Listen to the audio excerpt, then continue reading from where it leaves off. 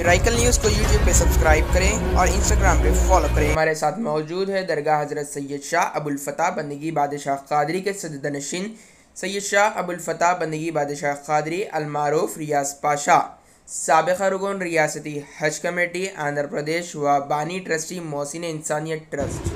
So Hazrat, what changes you have seen in today's lockdown, and just enumerate about the exit policy which the state of Telangana should follow towards breaking the lockdown. First of all, we appreciate the exit policy, and we also observe that all the shops, commercial establishment closed by sharp 1 p.m.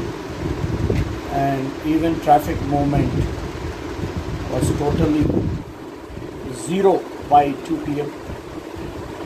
People have followed the norms laid down in the recent GO, and we really appreciate that government has come up with a comprehensive order with the relaxation to essential services, commodities vehicles, GHMC vehicles, and other roster drawn by the government for the officials. And one thing what we observe is the government should come up with exit policy along with some welfare plan also. Welfare plan means the people who lost their job and their business due to indefinite lockdown situation. And this lockdown is the easiest and safest and cheapest economical way of protecting the people from the virus.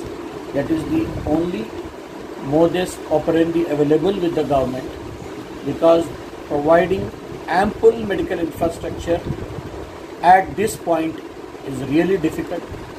Everywhere shortage of bed, oxygen shortage, people cannot afford to the tariff of the corporate hospital. In view of all these circumstances, the lockdowns and the COVID norms should follow. That is the only cheapest and easiest way to keep ourselves safe from the COVID-19 virus. And I hope all the citizens are cooperating. We have seen even on the Eid, Ramadan Eid, people have strictly followed the norms. They sacrificed their Eid namaz. So the only thing is now the government has to come up with a welfare plan. People are dying because of the malnutrition. They are not able to feed their children properly. Why this has become now the prime aspect is to see that how should they stand on their own foot again. Small business, tiny business, self-employment units, seasonal business, all these totally fractured. And the government always have welfare fund. You see that the contribution of the taxes is from average middle class, lower middle class people is more. How? What is the gasoline, the petrol price? Petrol price is almost 100 rupees 90. And the taxes on the petrol, to the best of my knowledge, 260%. Whereas the people pay the tax on income, tax on in is 35%.